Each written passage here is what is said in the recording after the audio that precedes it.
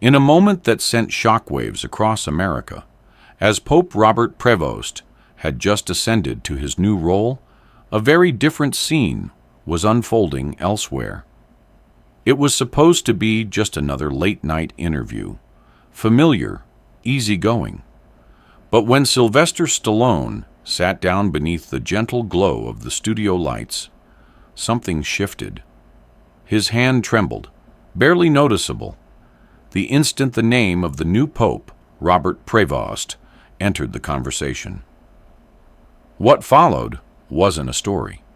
It was a revelation, veiled in silence, obscured by memory, and heavy with something darker, something no one could quite define. And just before he spoke, what do you admire most about Sylvester Stallone? Let us know in the comments, and don't forget to leave a like and subscribe to the channel. When Stallone stepped out, the applause was thunderous. He wore a dark gray blazer, a black turtleneck, and his signature squint, part world-weary fighter, part philosopher. His salt and pepper hair was swept back neatly, and his gait had slowed just enough to suggest time had passed, but not spirit. "Rocky in the house," the host, Brandon Keller, joked as the two embraced casually center stage. Brandon, known for his Midwestern charm and easy banter, grinned widely. "Still looking like you could knock out Apollo Creed." The audience laughed. Brandon leaned forward, palms flat on his desk. "So, Sly, we've got to talk about the big news today. The Vatican. New Pope, Robert Prevost. What do you think?" For a moment, Stallone didn't respond. His eyes dropped to the desk, where a glass of water sat beside a small rosary, its final bead missing. Brandon hadn't noticed it earlier. Stallone stared at the broken chain like it meant something. "I knew him," Stallone said. Brandon's grin faltered. "Knew who?" "The Pope," Stallone replied softly. "Prevost. I met him years ago, back when he was just a name whispered in a monastery." The audience quieted. Even the stage lights seemed to dim, as if leaning in. Brandon straightened. "Wait, what? You met the Pope before he was Pope?" Sylvester nodded slowly. "Yeah. And after what I've seen, after what I've felt, I'm not sure we're supposed to celebrate his arrival." There was a beat of stunned silence. Then Brandon chuckled nervously, trying to steer the show back to comfort. "You're not saying he's dangerous?" Stallone didn't smile. Instead, he reached into the inside pocket of his jacket and retrieved a folded, weathered envelope. It was yellowed at the edges and sealed with wax bearing a faint impression, what looked like a cross enclosed in a circle. "This came to me in 2018, he said, placing it gently on the desk. "Delivered by hand. No return address, no note. Just this." Brandon hesitated. "What's inside?" "I didn't open it for years," Stallone admitted, "until the bells stopped ringing." "Bells?" Sylvester glanced at the audience. "St. Patrick's Cathedral, Manhattan. You know the place. On Fifth Avenue. The morning Prevost was elected. The bells rang late. 15 minutes behind the announcement. That was the sign." Brandon looked confused. "I don't get it." "Neither did I." "But inside that envelope," he said, tapping it gently, was a single line typed on an old typewriter. "When the bells delay, the shepherd does not arrive alone." He let that sink in. "There have been others," he continued. "Other messages, other warnings." Brandon swallowed hard. "From who?" Stallone shook his head. "I don't know. All unsigned. Always hand-delivered. Sometimes slipped under my door. Once inside a book I hadn't opened in 20 years. He reached down and pulled out a small stack of aged paper, clipped together. Each sheet bore a similar typeface, clunky, uneven, unmistakably from an old manual typewriter.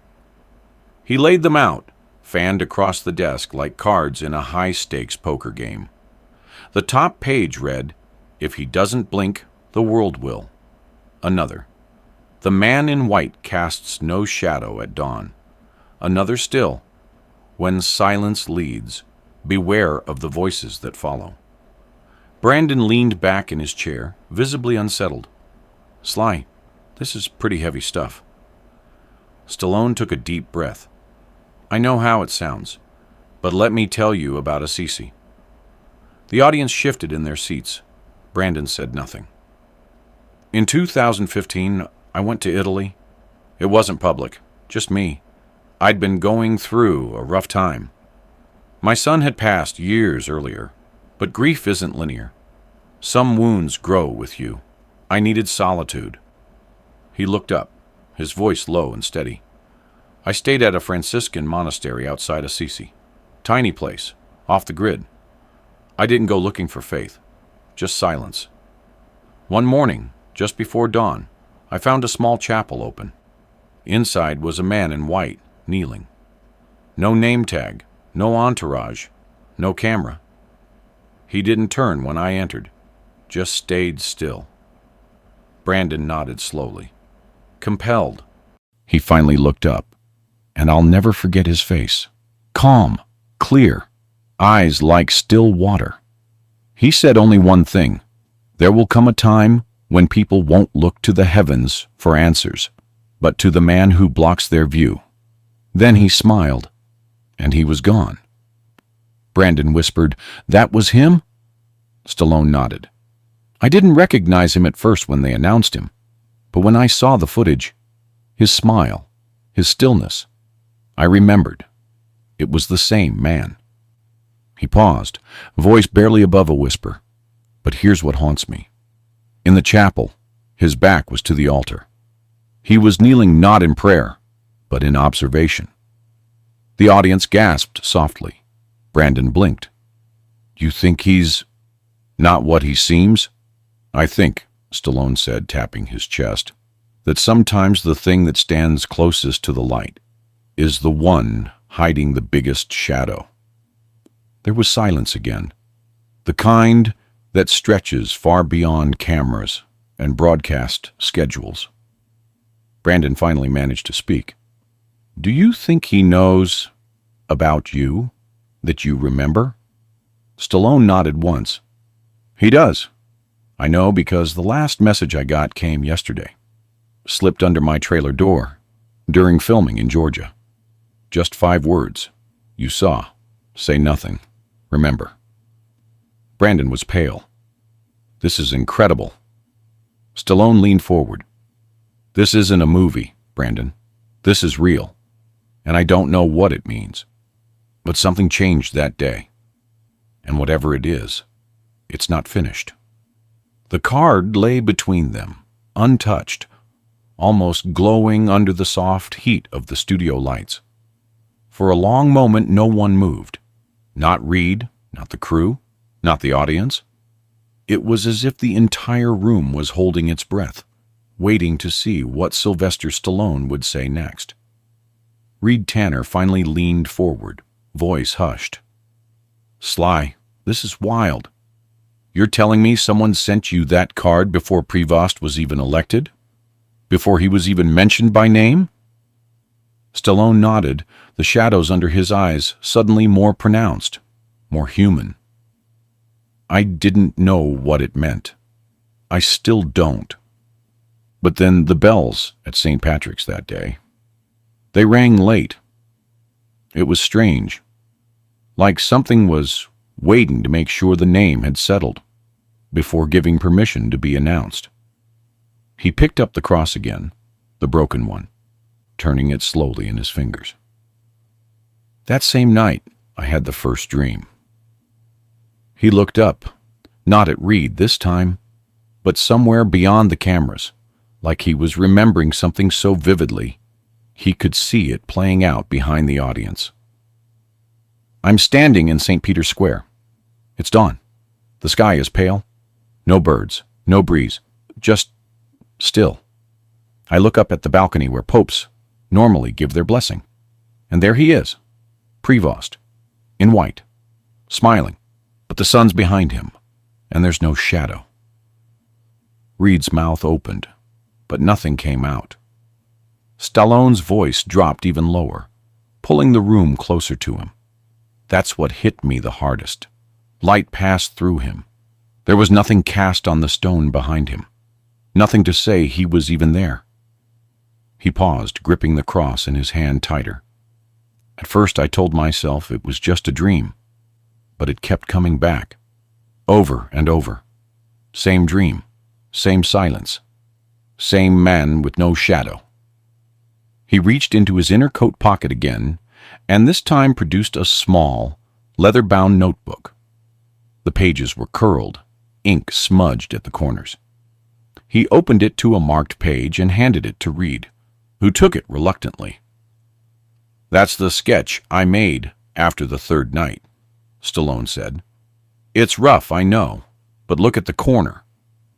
Reed held the notebook to the camera for a moment, revealing a faint pencil sketch of the square. There was the balcony, the marble, the figure in white, and the glaring emptiness behind him, just a flat plane of light. No outline, no echo. Reed looked back at Stallone, the note trembling slightly in his hand. "What do you think it means?" Stallone didn't answer right away. Instead, he reached into a side pocket of his coat and produced another envelope. This one was darker, slightly burned at the edges. "This one came a week after the first dream," he said. "No postmark. Just appeared on my windowsill in Philadelphia." He opened it carefully, revealing another typed message on thick paper. He read it aloud. "He wears white, but carries the hollow. The one who smiles without pause has forgotten how to feel." A nervous laugh escaped someone in the back row. Stallone didn't flinch. "I thought maybe it was a prank," he said. "People know where I live. I've had my share of weird fan mail. But these, they're different. They don't ask for anything. They don't try to scare me. They just state things, like the sender already assumes I've seen what they've seen." Reed set the notebook down and folded his hands. "But why you, Sly? Why send this to you, of all people?" Stallone leaned back, folding his arms. "That's what I have asked myself every night. I'm not a theologian. I'm not a journalist. I'm a guy who's played boxers and cops and broken men looking for redemption. Maybe that's it. Maybe I'm just one more voice that people listen to, not because I'm smarter, but because they've heard me before. Maybe the message doesn't need credentials. Maybe it just needs a listener." The audience was silent again, not in a passive way, but in a way that suggested they were digesting something they couldn't explain, something they could feel in their bones.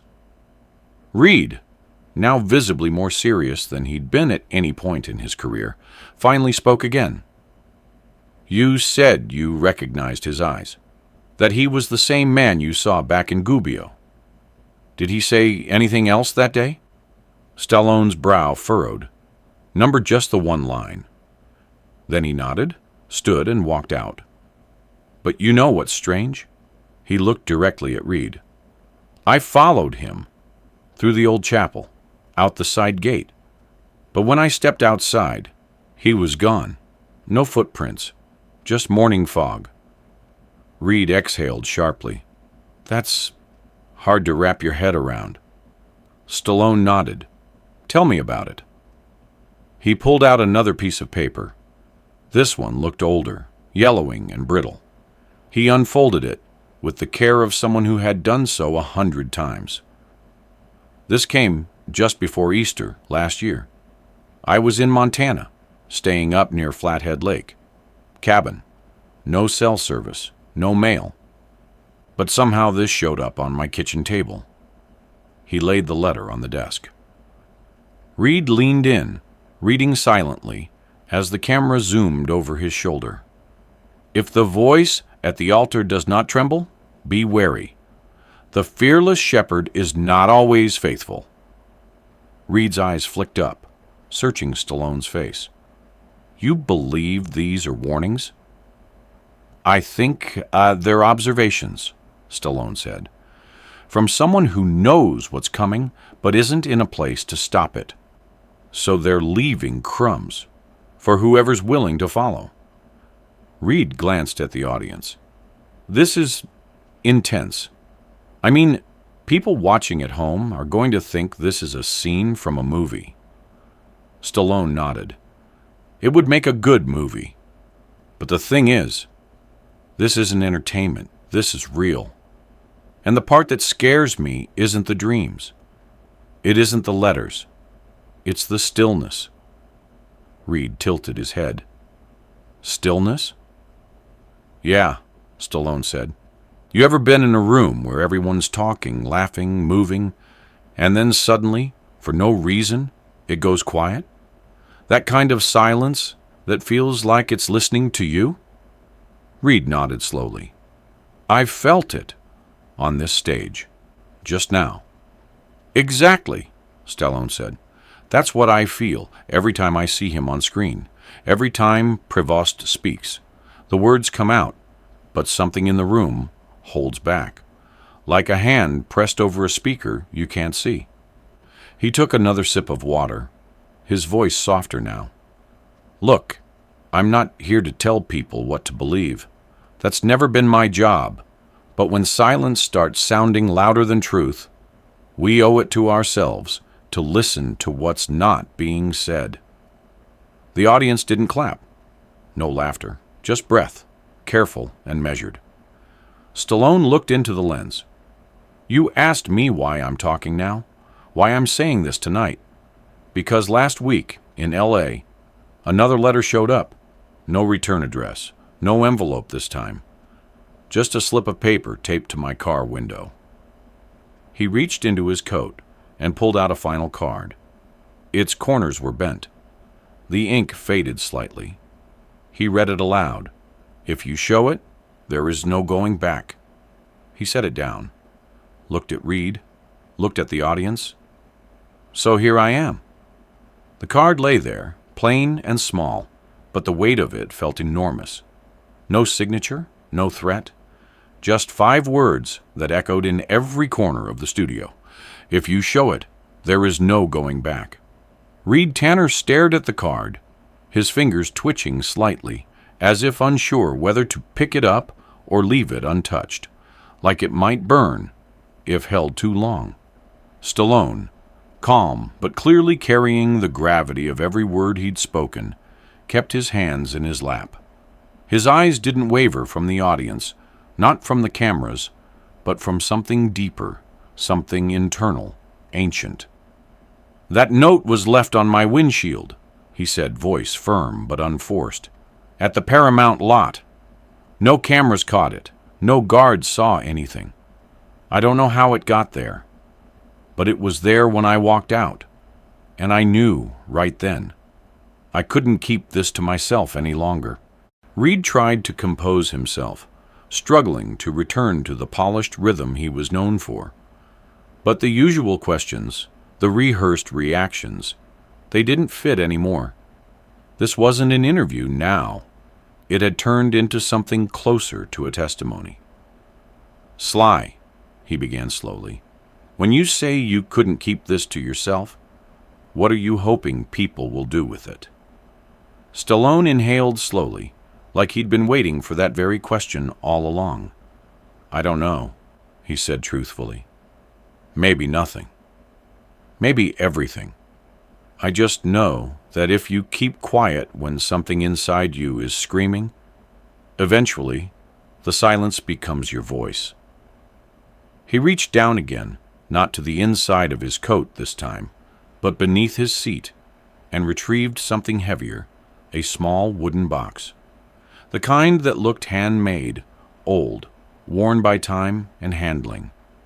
He opened it slowly, and inside was a black and white photograph, the edges frayed, the surface faded but intact. He held it up gently for Reed, who took it with a kind of reverence he didn't expect from himself. It showed a room, simple, unadorned, clearly inside Vatican walls. A man was seated at a wooden table, facing away from the camera. Across from him, another man stood at the edge of the frame, partially out of view, but his posture, his face, even blurred, was unmistakable. It was Robert Prevost. The photo was dated in tiny handwriting on the back, July 14th, 2022. "This was given to me by someone I trust," Stallone explained. "They used to work in Vatican security. Told me this was part of an internal briefing that never made it to archive. Supposedly, it was part of an off-the-record interview with Pope Francis, one that was never aired, never meant to be." Reed leaned in, squinting. "Who's the man sitting?" "Francis," Stallone said without hesitation. "In civilian clothes. No ring, no robe, just a white shirt and a tired face." According to the source, Francis spoke for a few minutes. Then he turned his head, almost instinctively, and said something the cameras barely picked up. He paused. "Don't listen to my voice. Watch the silence. One day it will speak louder than I ever could." Reed blinked. "That's cryptic." Stallone nodded. It didn't make sense at the time. But after seeing the same man from Assisi, after the letters, the dream, the delays, it started to make too much sense. I think Francis knew. I think he saw something he couldn't name, and the only thing he could do was leave markers behind for someone else to find. Reed was silent, his mind clearly working through 100 conflicting thoughts. "Are you saying Pope Francis was trying to warn the world? About Prevost?" Stallone exhaled. "I'm saying he couldn't say it directly. So he said it the only way he could, through what wasn't said." He looked at the photograph, eyes resting on the blurred edge where Prevost's face peeked into the frame. "This man," he continued, tapping gently on the image. "He doesn't blink in the video. Not once. And when he looks at the camera, it's not curiosity. It's not reverence. It's like he's watching from the other side, not in the room, but through the lens. Like he knew someone would be watching, someone else, somewhere else, later." The room remained silent, the kind of silence that makes you aware of your heartbeat. The crew didn't move. No earpieces buzzed, no stage directions called out. Reed finally spoke again, his voice lower now, almost intimate. "Do you believe Prevost is dangerous?" Stallone paused, then slowly shook his head. "I believe he's powerful, but not in the way we understand power, not in the political sense. I believe he doesn't carry faith. He carries the echo of it, the form without the weight." He looked down at the wooden box in his lap. "And I believe that form, empty as it may be, can still shape the world, because most people only see what's in front of them, not what's missing." Reed shifted in his seat. "This is not what I expected tonight." Stallone gave a faint smile. "Me neither." Then after a moment he added, "I almost didn't come. I've had that box in my car for 3 weeks, trying to decide if I'd ever show it. But something about last night told me I had to." Reed tilted his head. "What happened last night?" Stallone looked at him. "I had the dream again. But this time, I wasn't in the square. I was inside the chapel in Gubbio. Empty, cold. The walls were cracked. There was no light. And someone was whispering my name. I turned around, and there he was, Prevost. Not smiling this time, just staring. And then I heard the bells. Only they were ringing backwards, like time was trying to undo itself." Reed was visibly shaken now. "Do you think he knows that you're talking about this tonight?" Stallone didn't answer. Instead, he reached for the final item in the wooden box, a handwritten letter. The penmanship was old-fashioned, wavering but controlled. He unfolded it and read aloud, "If I pass before him, let the shepherd be watched, not for what he teaches, but for what he ignores. The soul of faith is not found in words, but in the spaces between them. If silence becomes his answer, ask not why he does not speak. Ask who he is speaking for." He folded the letter with the same care he'd unfolded it and slid it back inside the box. "That letter," he said, "was dated 2 months before Francis died. It was never meant to leave the Vatican, but someone made sure it did." Reed swallowed. "You think he left it for you?" Stallone shrugged. "I think he left it for whoever was listening. I just happened to be the one standing close enough to hear." The lights on the stage dimmed ever so slightly. Whether by design or by instinct, the moment held a strange reverence, like a chapel caught in mid-breath. Reed looked at his guest, this man known for fists and fire, now delivering what felt like a warning carved from silence. "Sly," he said gently, "what do you want people watching this to do with what you've shared?" Stallone didn't hesitate. "I want them to think. That's it. Just think. Don't believe me. Don't dismiss me. Just pay attention to the quiet. Look for the cracks between the stories. And when something feels off, not because of what's said, but because of what isn't, that's where the truth hides." The audience didn't applaud. The cameras didn't cut to commercial. The world, for just a moment, seemed to hold its breath again. And in that silence, something sacred stirred. Not the holiness of a title or robe, but the holiness of a man daring to say what others only feared to feel.